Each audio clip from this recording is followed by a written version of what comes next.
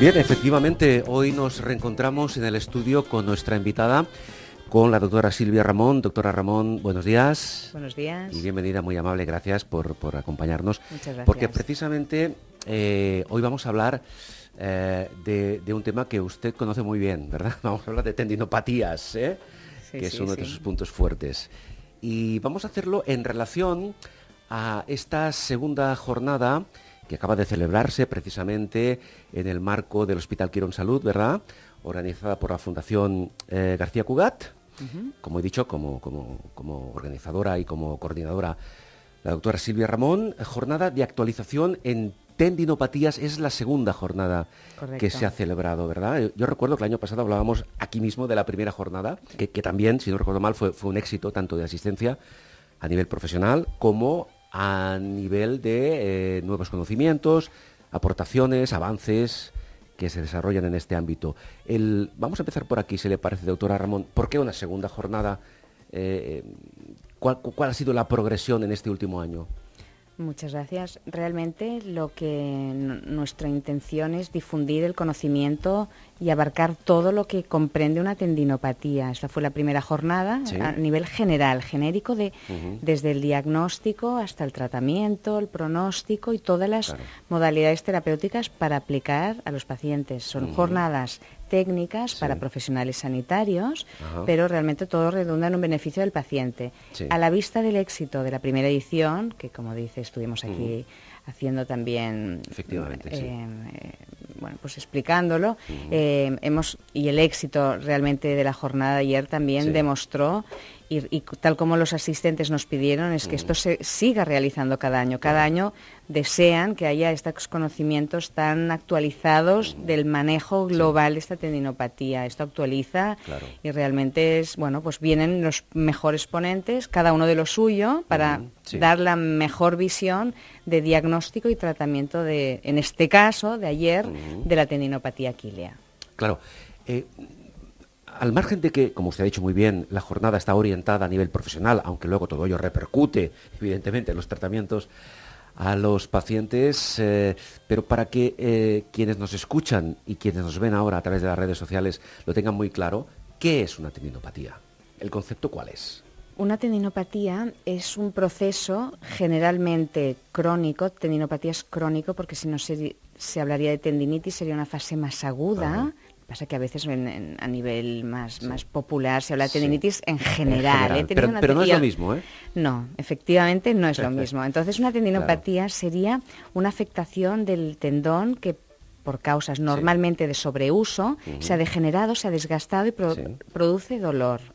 En general, hay tendinopatías ya en la fase que ya se ha solucionado, que ya no hay dolor, pero es un proceso de dolor y una pérdida de la capacidad, pues por ejemplo, de correr. Normalmente suelen ser deportistas de élite o no élite, también amateurs, corredores de fines de semana o el deporte que sea, pero también ocurre en gente sedentaria, gente pues a lo mejor que tienen una cierta edad o no. Por lo tanto, una tendinopatía es un proceso que abarca todo tipo de edades y de condiciones deportivas. Es decir, cualquiera es susceptible de padecer una tendinopatía en cualquier momento e incluso en cualquier edad de su vida. Exacto. Hay unos factores de riesgo, evidentemente, pero sí, cualquier persona lo es. Ahora comentamos algún detalle más antes de entrar a fondo del contenido de estas segundas jornadas.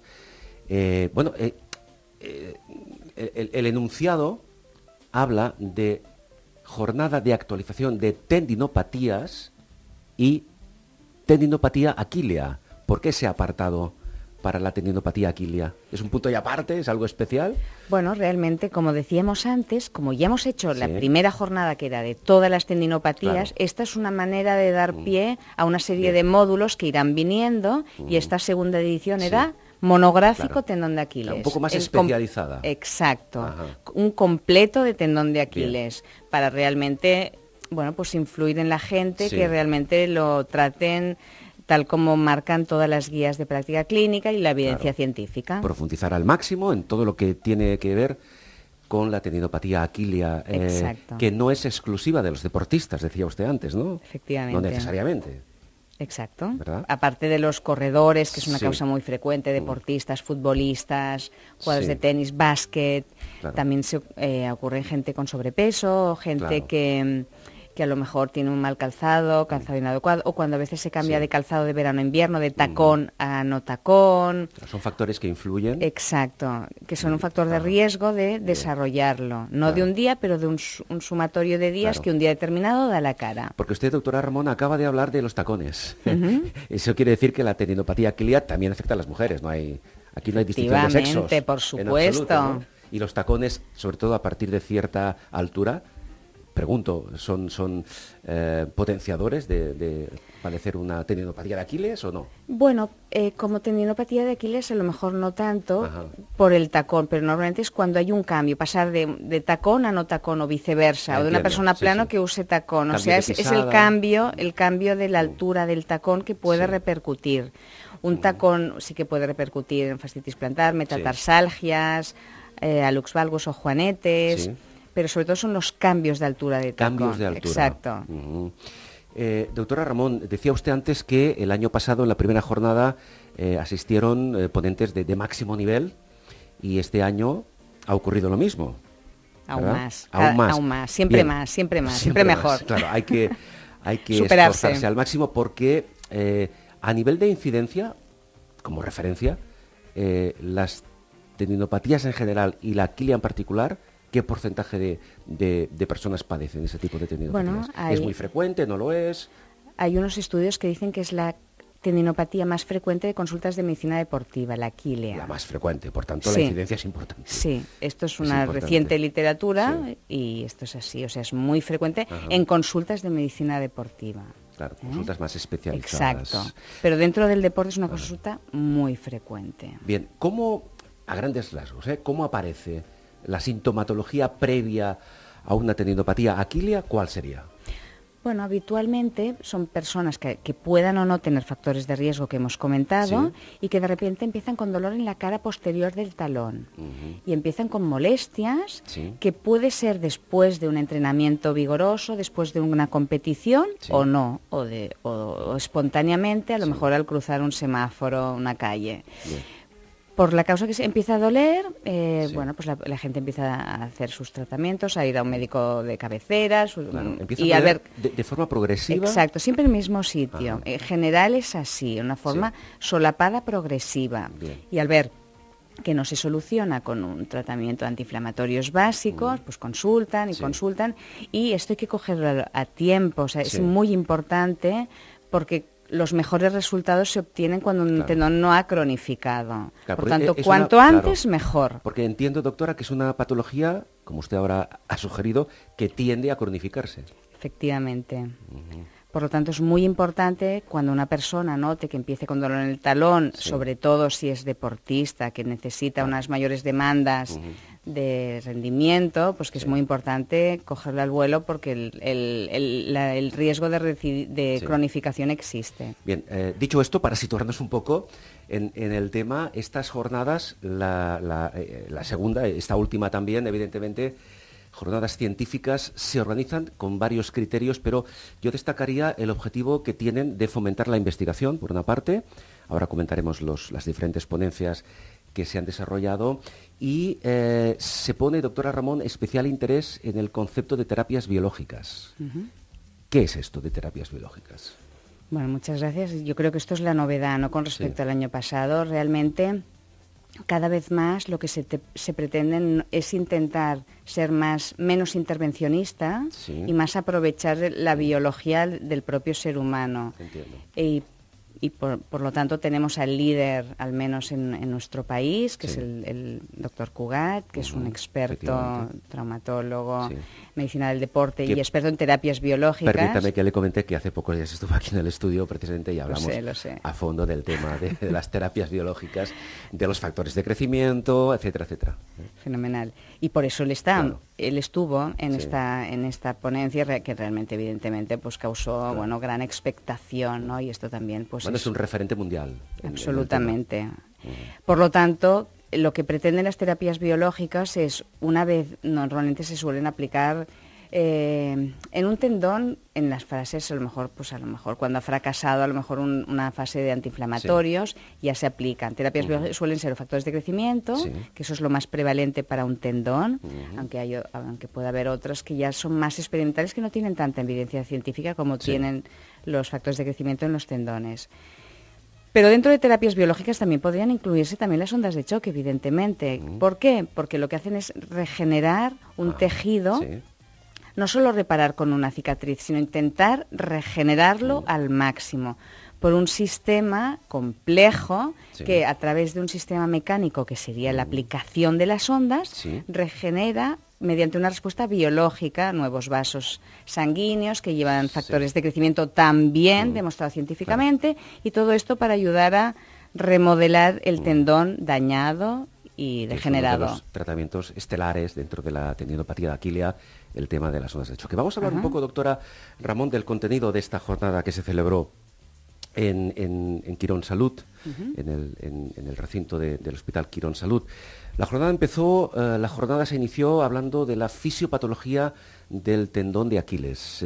A grandes rasgos, ¿qué destacaríamos? ¿Qué es un tendón? Fisiológicamente, ¿cómo está compuesto? Bueno, pues un tendón son varias fibrillas tendinosas que están envueltas por una vaina, y que el conjunto de todas las vainas es lo que hace el tendón. Y al final lo más frecuente es que se afecten las vainas superficiales y suelen tener mejores pronósticos. Cuando se afecta por dentro el tendón, puede ser más complejo. Entonces hay que diferenciar, y para eso es muy importante la siguiente conferencia que hubo de ecografía, ahora lo el diagnóstico por ecografía. Claro, poder visualizar el tejido. ¿Cómo está? Si es solo degenerado, si es solo afectación del tendón, del peritendón, si hay ruptura parcial, si hay calcificación. O sea, es muy importante. Y bueno, pues realmente la conferencia de la doctora Agostino, como era de esperar. La doctora Cristina D'Agostino, que es una especialista en el tema. Exacto. Yo tengo entendido, doctora, usted lógicamente me corrige, no es así, que el tendón de Aquiles, y prácticamente cualquier tendón, es un tipo de tejido con muy poca vascularización. ¿Y eso dificulta el qué? Sobre todo en el tendón de Aquiles, en los 2 centímetros distales, hay una zona que se llama zona crítica, que como tiene aún menos vascularización, es muy fácil que se lesione allí.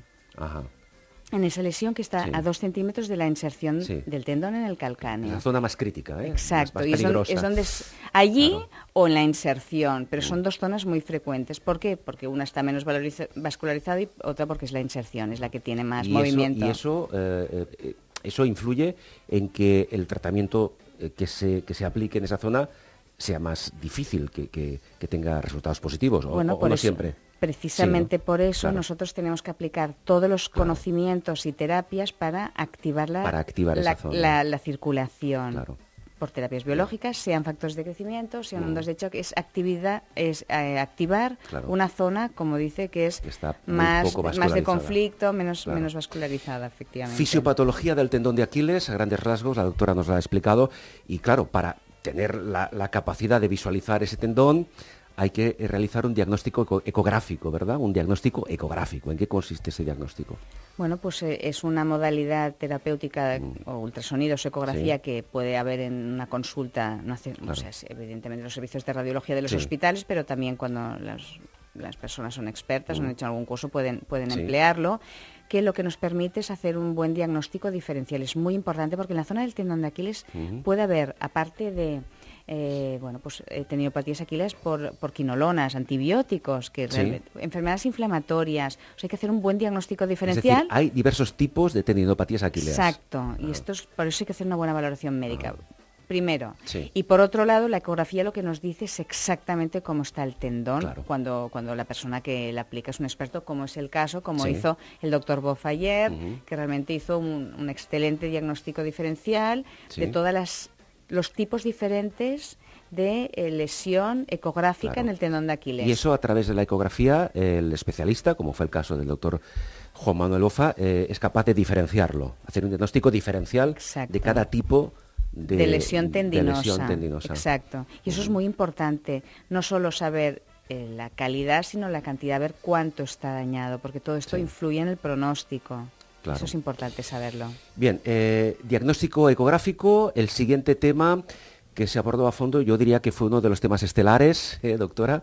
El doctor Ramón Cugat, como antes avanzábamos, tratamientos biológicos en la tendinopatía aquilea. Y el doctor Cugat, evidentemente, como máxima autoridad en este sentido, supongo que aportó de alguna forma, nuevos conceptos, nuevas ideas, o cómo han evolucionado, ¿verdad?, de un tiempo a esta parte. ¿Qué destacaríamos de la aportación del doctor Cugat? Bueno, el doctor Cugat, como siempre, ha sido pionero en terapias biológicas en España y, bueno, pues realmente lo que aportó es toda su experiencia de estos 11 años de aplicación de factores también en tendinopatías aquiles, explicó la casuística y los resultados que realmente cuando están indicadas las terapias biológicas, sobre todo lo que más se emplea para el tendón son los factores, sobre todo los emplea para tendinopatías y para rupturas parciales. Y lo que ha visto es que acelera la recuperación del dolor y la función. Aunque no se consiga una restitución ad integrum, o sea, nunca tendrán tendón de Aquiles de 15 años. Una persona de los 15 años aún no. Claro, pero es una ley natural esto. Sí, efectivamente, pero realmente lo que sí que se vio es que acelera mucho la recuperación del tejido y de los síntomas, de las dos cosas. Eso evidentemente requiere un tiempo de evolución. Exacto. Lógicamente, y yo recuerdo que el doctor Cugat nos decía el otro día que él es partidario siempre de intentar evitar el quirófano siempre que se pueda. Es decir, el último recurso es que el paciente vaya a quirófano. Si antes puede tratarse, por ejemplo, con factores de crecimiento y puede resolverse mucho mejor, usted mantiene ese criterio, evidentemente. Absolutamente, si se puede operar y evitarse los riesgos de la cirugía, que también retrasa, porque también luego requiere una rehabilitación. Sí, lógicamente. Bueno, y menos complicaciones, siempre existe un riesgo con una cirugía de infección, hematoma, etcétera. Incluso decía el doctor Cugat que a veces, sin pretenderlo, a veces el resultado es incluso más contraproducente que antes de la intervención, en algunos casos. Por tanto, hay que evitarlo siempre que se pueda, ¿verdad? Sí. Una cicatriz hipertrófica a veces. Hay muchos factores. Sí. Una intervención, la que sea, siempre es un riesgo. Exacto. Que por suerte cada vez se minimiza más, porque las ciencias, la tecnología va avanzando, ¿verdad? Porque se avanza hacia al ser más intervencionista a nivel más conservador y menos quirúrgico. Se resuelve el problema antes de que llegue a su fase ya definitiva. Exacto. Porque en el tema del tratamiento de la tendinopatía, en concreto de la aquilea, y en base a lo que estamos hablando respecto a esta jornada, cada vez, o hasta qué punto cada vez el tratamiento es más multidisciplinar.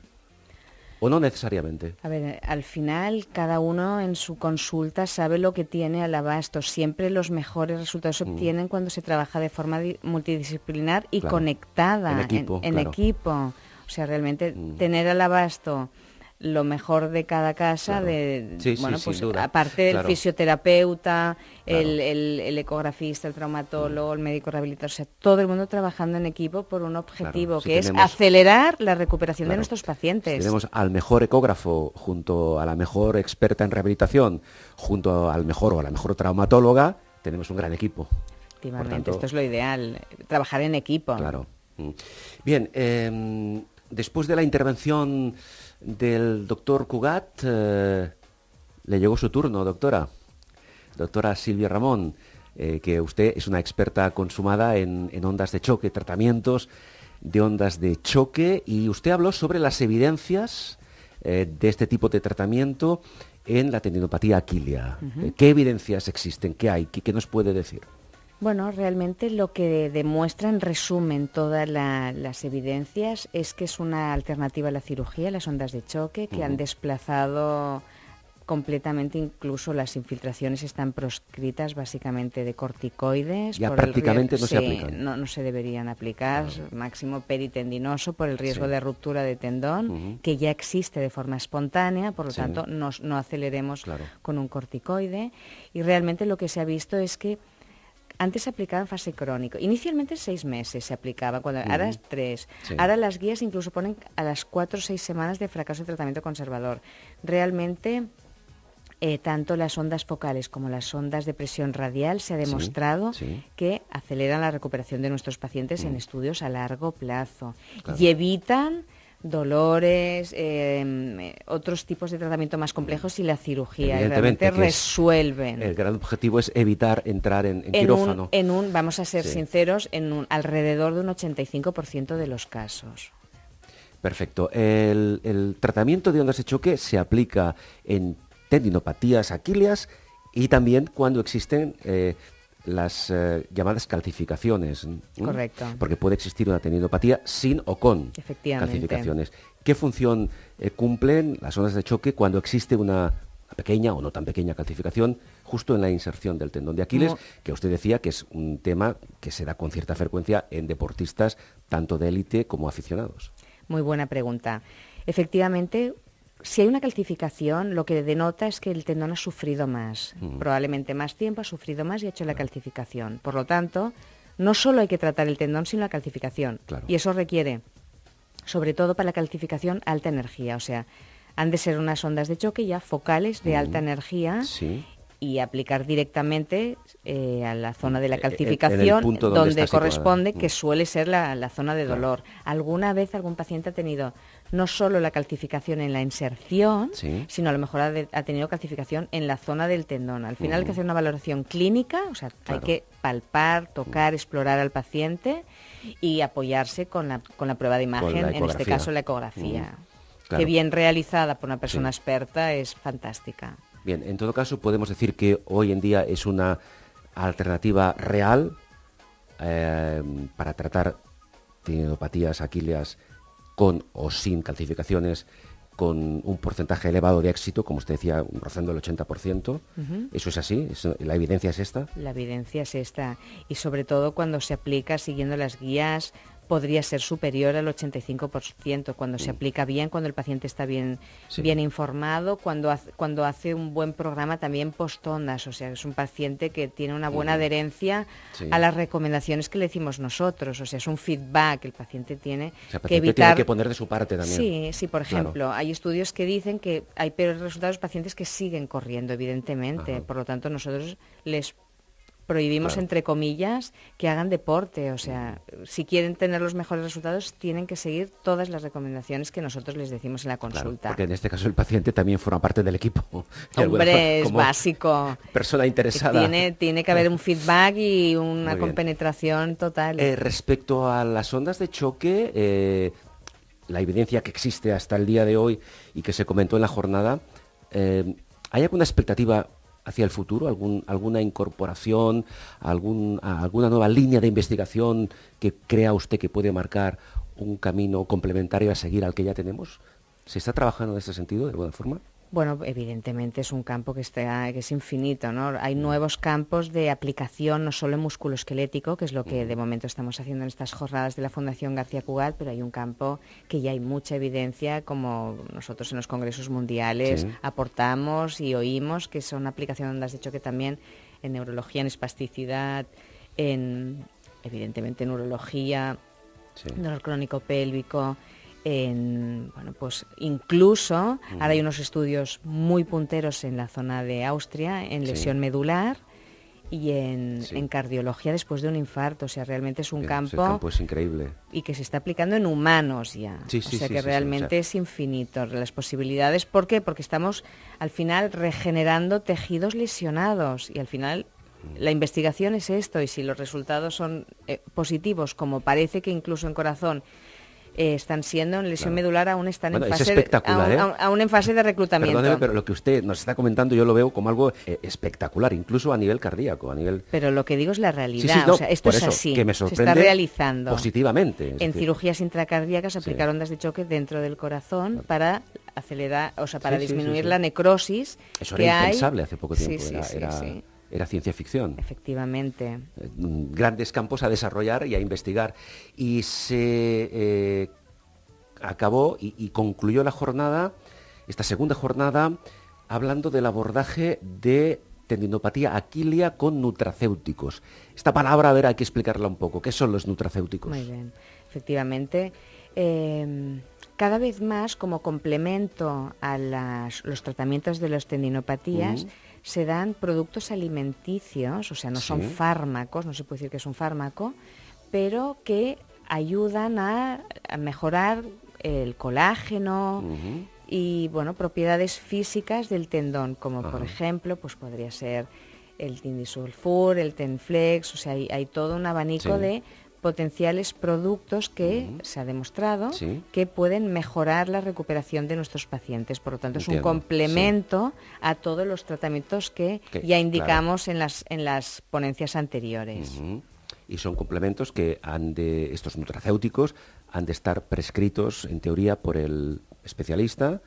Preferiblemente. En este caso, al no ser un fármaco, también lo podría prescribir también un fisioterapeuta. No hablamos de fármacos, son nutracéuticos sin necesidad de prescripción médica, es decir, sin uso de receta médica. Mejorar siempre un paciente que vaya a un médico que le maneje de forma global, pero que puede estar prescrito por un fisioterapeuta, por supuesto. Y en este campo de la nutracéutica también hay una amplísima posibilidad de mejora y de nuevos descubrimientos, ¿no? Bueno, también nos hablaron de muchas sustancias nuevas que se incorporan en estos preparados farmacéuticos, muchas sustancias como la bronelina, etcétera, que se han demostrado propiedades antiinflamatorias y que la verdad es que me sorprendió la cantidad de estudios científicos que se está haciendo y que demuestran que mejora las características del tendón, realmente sorprendente. Claro, doctora Ramón, yo estoy viendo ya prácticamente para concluir que en los temas que se desarrollaron en la segunda jornada no se incluyó específicamente el ámbito de la fisioterapia a nivel de rehabilitación.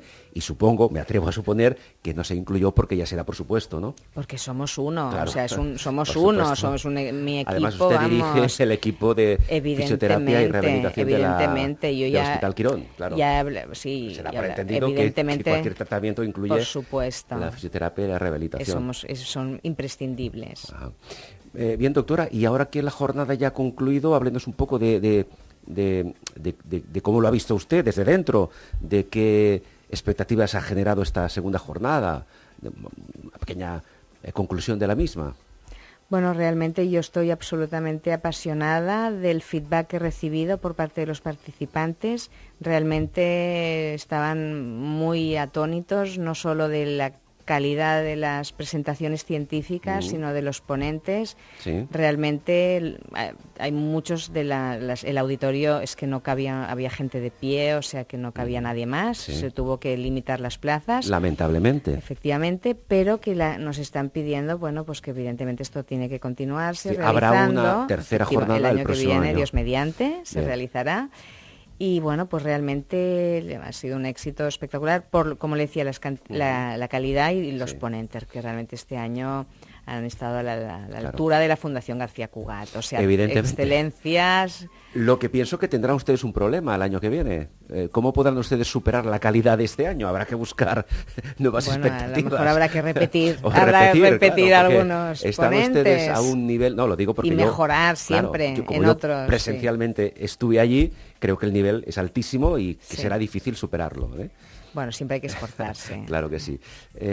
Bueno, doctora, lo dejamos aquí por hoy. Como al principio decíamos que todos estos contenidos, toda esta experiencia profesional de los ponentes, luego a medio o a corto o a largo plazo, en función del tema, eso revierte en los pacientes.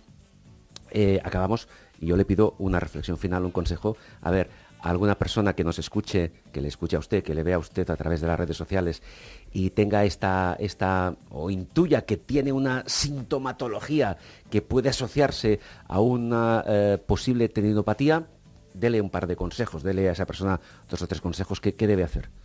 Muy bien, como siempre, en primer lugar, lo primero que hay que hacer es prevención, o sea, intentar prevenir, pero cuando ya empiezan los síntomas de este dolor detrás, que empieza ya, o sea, inmediatamente a una persona que sea de su confianza, que tenga experiencia en tendón de Aquiles y que le haga una buena evaluación clínica y luego apoyado por pruebas.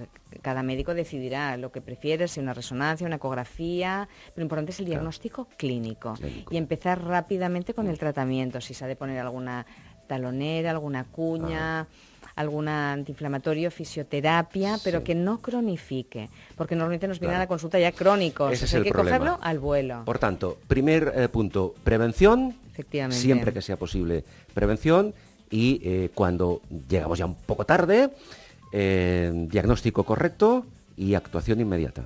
inmediata. Doctora, yo le felicito. Tiempo es oro. Sí, claro.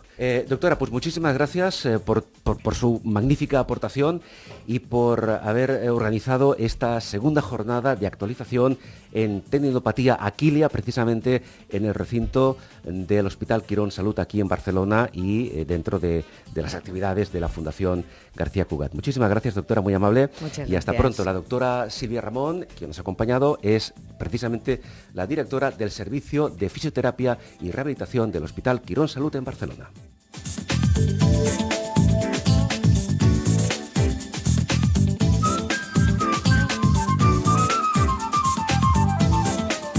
En bones mans, amb Carles Aguilar.